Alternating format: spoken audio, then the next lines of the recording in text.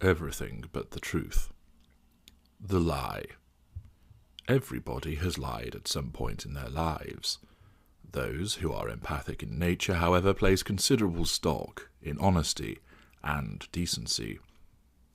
Their sense of self-worth and self-esteem is linked to their investment in telling the truth.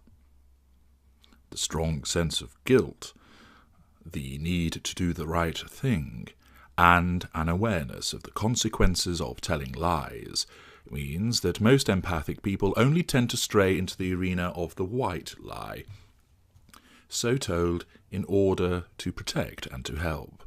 Of course, an empathic person has the capacity to tell lies, but they are invariably regulated by their empathic traits, so this does not arise, or, if it does, it is rare indeed. Our kind do not have such regulation. Since we are stripped of empathy, remorse, and guilt, there are no handbrakes which exist to stop the lies it forms in our mind, or to prevent it appearing on our lips. Not only are these safeguards missing, the way that we have been created means that lying serves us especially well, and therefore it actively encourages us to tell lies. This combination of a lack of safeguards and the encouragement, even necessity to lie, creates a fertile breeding ground for lies to be told. Lies are the foot soldiers of the narcissist. There are thousands of them available. They are easy to apply, adaptable for all manner of situations, and completely expendable. We direct our lies against our victims, battalions of them marching over people in order to achieve our aims and to conquer. How does our kind lie? Let us consider them in the context of one of our kind being suspected of engaging in infidelity, and indeed has been doing so. The narcissist has arrived home after spending the evening with a new prospect, who he wishes to ultimately make his new primary source, and is asked where he has been by the existing intimate partner, who is a primary source in devaluation. First of all, the narcissist will lie through commission, a bare-faced lie, where the truth is not told but something untrue is said instead. In the example detailed above, the response of, "I have been working late at the office," is given in response. Since we have no concept of guilt, it is easy enough for us to tell a lie of commission. We may even do so if there is evidence that demonstrates that we have just said cannot be true. This is because the instinctive reaction of the narcissist is to maintain the upper hand and to deny, and to deny once again. Please listen to the video, The Narcissist Twin Line of Defense, for more information as to why we operate in that regard. Our ability to lie so barefaced is something which often our victims find difficult to reconcile. Secondly, we lie through omission. The truth appears to be told, but the crucial detail is missing, which results in a lie being told by omission. We might say, "I have been to see Leslie." Indeed, we have been to see Leslie. We have just not told you that we have been in bed with her all evening. The lie of omission provides us with the opportunity to do two things. First of all, to declare that we have actually told the truth and you are just looking for any reason to find fault with us. A dose of projection thrown in there too. And secondly, to blame shift by asserting, "You asked where I had been. I told you. You didn't ask me what I had been doing. You should have been more precise if you wanted to know, so don't make your shortcomings something to blame me for." 3. Influence. A lie of influence is where we seek to convince you that somebody like us would not be capable of the very thing that you are accusing us of. We might respond in the above scenario by stating, "Looking forward to getting home to the love of my life. After all, I am a happily married man." By asserting that this is the case, we are seeking to influence you into believing that someone like us is incapable of being unfaithful. It is akin to someone being asked if they have been stealing from their employer and answering, "I have worked here for 20 years, thus asserting through influence that someone loyal would not steal. 4. Silence. What better way to avoid the accusations and at the same time dole out one of our favourite methods of manipulation, by falling silent, by saying nothing. we can camp onto the moral high ground by maintaining we neither told a lie of commission, nor did we tell you a lie of omission, as we said nothing at all. 5. Exaggeration. As you would expect, this is often used for the purposes of making us look good. Thus, we will embellish our financial capability, the amount we can bench press, the number of football matches attended, the deals closed, and so on and so forth. We see nothing wrong whatsoever with embellishment, because all we are doing is taking something which is more or less true and polishing it up. 6. Projection. This is an advanced lie based on silence. We do not answer the question, thus effectively responding silently to it, but instead we go further by accusing you of the very thing that we have done. Thus, in the example, we would respond by saying to you, "Never mind asking me where I have been. Where were you this afternoon? I rang you twice and you never answered. You should have been here at home. What have you been doing? Getting cosy with that friend of yours from the school, I bet." 7. Justification.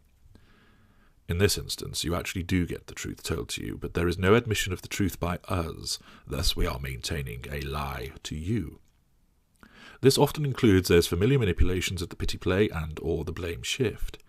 In this example, this would appear as, yes, I have been with Leslie and in bed with her, so what? If you gave me some attention and you weren't so damn frigid, I would not have to go elsewhere, would I? So don't start trying to blame me. It is your fault. We have admitted the infidelity as a fact, but we do not take ownership of the wrongdoing, and thus we maintain a lie in that regard. This response of justification is a response which is typical of the mid-range narcissist. Why do we engage in lying in such an extensive fashion? 1. Fuel. What else? Our lies are told to impress so that we gain adoration and admiration. Our lies are told to wound so that you become hurt, upset and angry. Our lies are told to frustrate you so you become agitated and anxious. The telling of lies, through one of the different forms described earlier, allows us to provoke an emotional reaction, and thus we can gain the fuel that we need. The more we lie, the more reactions we can provoke, good or bad, sometimes good and bad, from the same lie, and accordingly we gain more fuel. 2. Control. We must control our environment, and we must control you as our victims are part of this environment. A healthy person has no need to exert such extensive control because they have sufficient self-worth not to be concerned about the environment about them, or, if they have not, they have sufficient awareness to realise that there is little that they can do about it. That does not apply to us. Our concerns about being unmasked, our concerns that appliances will not function as we require them, our concerns about losing superiority in the situation result in an incredible need to control the environment, and we use lies as a means to achieve that. Lies enable us to gain fuel, and thus ensure that the appliances function. Lies allow us to appear better than we are, so that we are the person we regard ourselves to be. Lies allow us to escape liability for the things that we say and we do. All of these, and more, amount to control over our environment. 3. Maintaining a lack of culpability. As mentioned earlier, by telling lies we can escape the consequences of our words and actions. Our sense of entitlement means we are justified in doing so. Our failure to recognise boundaries means we will tell lies so that we gain admittance somewhere without paying, when we ought to have done so. We will tell lies anywhere to escape repercussions and consequences, to you, to family, to employers, to service providers, to the authorities, and even in court. Some of the largest lies are told in front of the altar during our weddings. Lies are the keys which open all doors, allowing us to exit with ease and without consequence. 4. Habit. Already you can see there are many different lies which can be told. There are infinite situations in which they can be used, and there are many reasons why we tell them. This all amounts to an aggregate effect, whereby the compulsion to tell lies is so overwhelming that we begin doing it out of habit. It actually feels right to us to lie, and to tell the truth becomes uncomfortable, unsettling, and alien. Thus, since we always prefer the course of least resistance, we will opt to tell the lie, and thus we feel at ease again. 5. the belief in the lie. The lesser and mid-range narcissists are delusional. They believe the lies that they tell. Those lies are their truth. They are convinced that what they are saying is true and accurate because the way they are configured, and this is their automatic self-defense mechanism. This is why it is done with such conviction and regularity. This is difficult for those who are not of our kind to grasp, since you believe that we must be able to see and know that we are lying. This is not the case with those two schools of narcissist. The greater narcissist is a different proposition. We do not believe our lies. We know that we are lying. We are not deluded in that respect. Those of us who are greatest tell lies because the lie is an investment in our survival. We have to tell the lie because we need fuel. We need to fulfill our sense of entitlement, break through a boundary, escape a consequence. Our survival depends on it, and thus the lie is a necessary mechanism. Free from guilt or remorse, we can know it is a lie and say it with ease. 6. Perception. What you see may be regarded as the truth, but our need to maintain control, superiority, and the upper hand, so we are admired, adored, loved, and so forth, means that we will not recognize the truth because it does not accord with what we require. We, in effect, become blind to what the truth is. We literally cannot see it, because our worldview has been altered to such a degree. This is instinctive to all of the schools of narcissism. Owing to their low cognitive function and their lack of insight, the lesser and mid-range narcissists do not see beyond this altered reality. The greater can and does realize that there has been this alteration in what he sees, but we only see a disadvantage in admitting the truth. Therefore, the fabrication and the lies become the preference.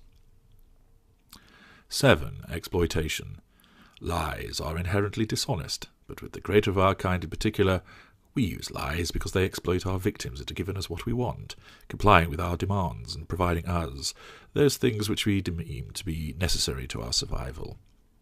This exploitation is a step above and beyond the usual dishonesty that one associates with the telling of lies. 8. The playing of games.